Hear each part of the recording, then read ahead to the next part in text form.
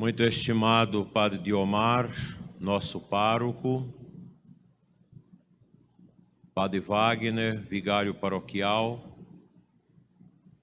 e que cuida desta capela, nessa comunidade do município de Buritinópolis, a quem cabe a tarefa, juntamente com o povo, de preparar esta comunidade para ser paróquia exatamente daqui a um ano.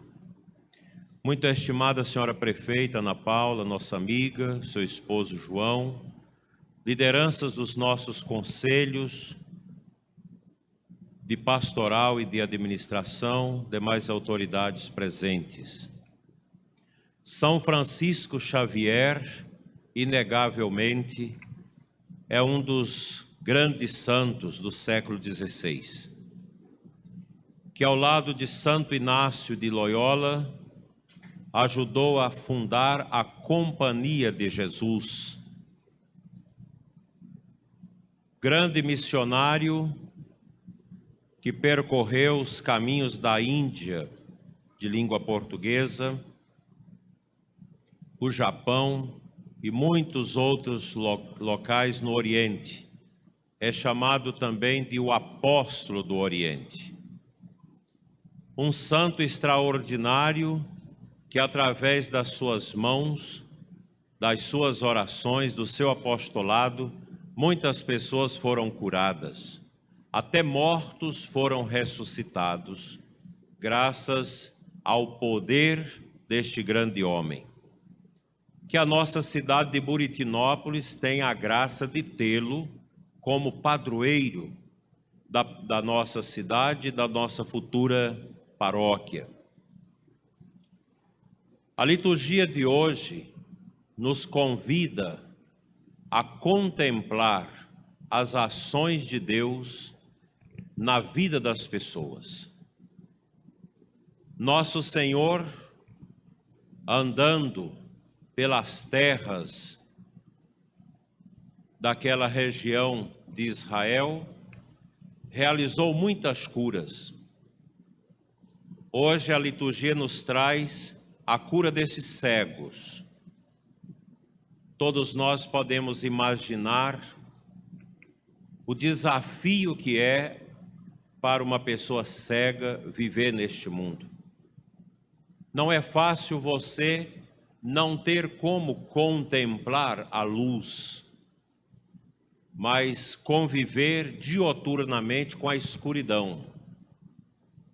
E o mundo entra através do tato, do olfato, da audição, do paladar, dentro do mundo do cego, que é desprovido do sentido da visão. Contemplar as realidades é algo extraordinário, e deixar de vê-las não deixa de ser um desafio. Há poucos dias conversava com um padre de 34 anos, há 5 anos cego totalmente. E ele partilhava comigo a tarefa grande de aprender a lidar com a vida por outros modos. E é um padre dedicado, celebra até 5 missas aos domingos, celebra casamento, atende confissão, visita os enfermos, faz batizados, mas é um dilema. Conta com o auxílio dos aplicativos, que hoje são muito bons para ajudar os cegos a conviver, inclusive nas redes sociais. Jesus sempre se compadeceu dos sofredores, e com os cegos não foi diferente.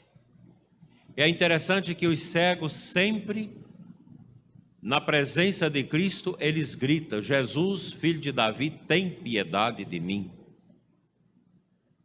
Porque eles sabem que na pessoa de Jesus está o Messias esperado, aquele que viria para dar a libertação às vidas, às almas, para restabelecer a aliança com Deus e para inaugurar a fartura da graça de Deus no coração das pessoas.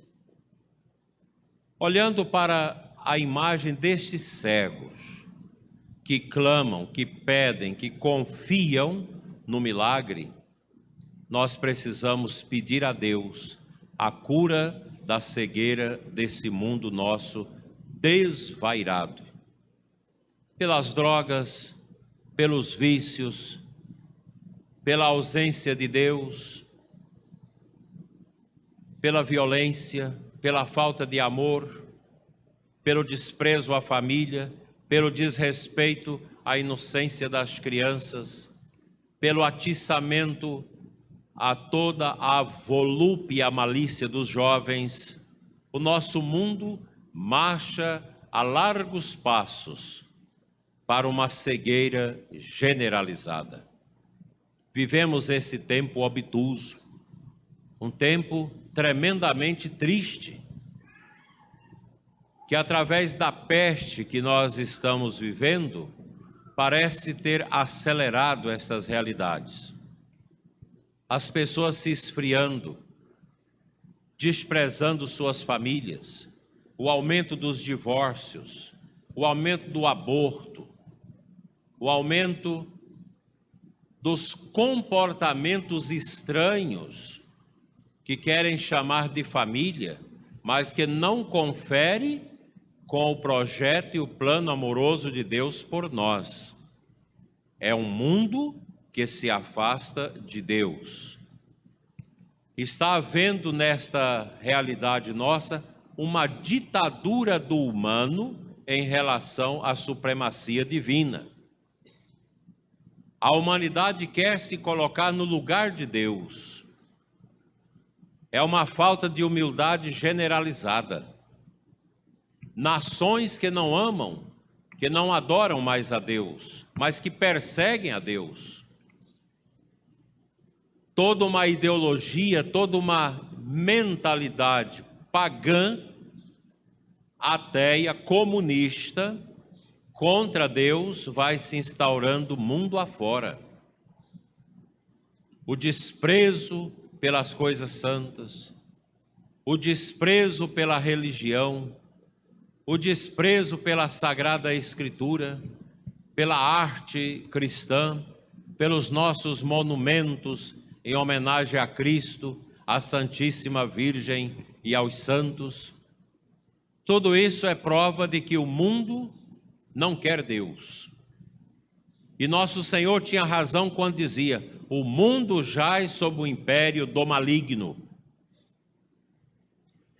Qual deve ser a nossa atitude de católicos, de pessoas batizadas, de cristãos, diante desse disparate que nós vivemos nas nações?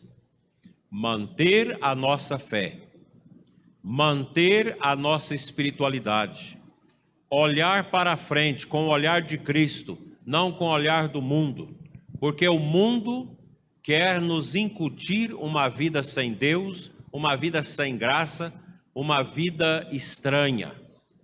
Não é isso que Deus quer para nós. O mundo enxerga o pecado, mas está cego para Deus. E muitas pessoas já enxergam somente o pecado, somente os caminhos da destruição de suas almas, mas não são capazes de olhar para o alto, de contemplar o chamado de Deus para uma vida de santidade.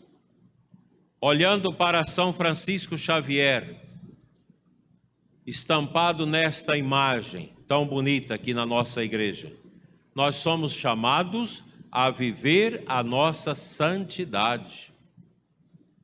Somos convidados a imitar as virtudes de São Francisco Xavier, um jesuíta santo, exemplo para todos os jesuítas, em primeiro lugar, na face da terra, que tem neste santo, em Santo Inácio de Loyola, em tantos outros santos da ordem jesuítica, os grandes exemplos de amor à igreja, de amor às almas, de amor à missão. É impossível pensar a história da igreja no Brasil sem a presença dos jesuítas, santos, homens que fecundaram a nossa terra com o exemplo da santidade, porque eram homens que tinham a clarividência de Deus e ajudavam o povo a perder a cegueira, que já desde o início da descoberta do Brasil foi marcando as gerações que passaram pela nossa terra. O pecado, meus irmãos, é uma pustema, é uma pereba fétida, purulenta, que nós precisamos extirpar e curar com o azeite da misericórdia de Deus, que vem pela oração, pelo arrependimento dos nossos pecados, pela confissão sacramental, pela adoração a Jesus Eucarístico. Nós precisamos curar as nossas cegueiras, olhando para Jesus, contemplando o mistério dele nas nossas vidas. É impossível, meus irmãos, que nós cheguemos a uma vida digna de santidade sem nos unirmos a Cristo. E a nossa união a Cristo é que nos dá a santidade. E a santidade requer esta nossa amizade com Deus. E se for preciso, unir-se com Cristo na cruz, derramando o nosso sangue por Ele. O mundo caminha para isso. Nós estamos tendo uma perseguição enorme à fé, através desse movimento obtuso que eu tenho sempre citado, que é o movimento da nova ordem mundial, do globalismo, que quer resetar, eles já deram até o ano, 1930, os valores da nossa fé. Querem criar uma religião global que adora a natureza, que volta aos cultos primitivos dos povos originários, cultos pagãos, que quer ter o povo como massa de controle e a família totalmente desprezada. Há uma perseguição sistemática à família. Essa é uma perseguição à igreja, porque a igreja sempre primou pela família. Quando a gente olha vocês aqui, o esposo e a esposa com os filhos na igreja, nós podemos ver quão belo é o exemplo da família, porque é na família que nascem os santos. E quão triste é esta realidade que vai destruindo, arrebentando com as famílias, fazendo uma caricatura do casamento, um deboche que nós assistimos na falsa cultura, nas músicas imundas que rodam por aí e nas telenovelas dessa Globo lixo, que há tanto tempo tem destruído a inocência das pessoas, das crianças, e introduzido toda a pestilência da imoralidade, das misérias que corrói o lar, que destrói o amor do esposo pela esposa, que introduz o adultério, a infidelidade, a falta de Deus. São João Paulo II, quando criticou esse mundo perverso, ele o chamou de um mundo que produz a cultura da morte, que tenta abortar Deus da vida das nações e das famílias. E o Papa dizia: aqueles que tentam matar Deus, matam a si mesmo. Porque dentro de nós já está, meus irmãos, a imagem do Deus único e verdadeiro. Nós já trazemos conosco esse rastro da bondade da mão de Deus sobre nós, porque Ele que nos criou. Essa realidade é grande e ela impinge no nosso coração o desejo da santidade. Não podemos nunca esquecer isso. Nós somos chamados a uma santidade porque a vocação da igreja é uma vocação universal à santidade. Nova ordem mundial é um natimorto, é um gigante pé de barro, já nasceu morta. Mas isso não significa que ela não vai estragar muito o mundo.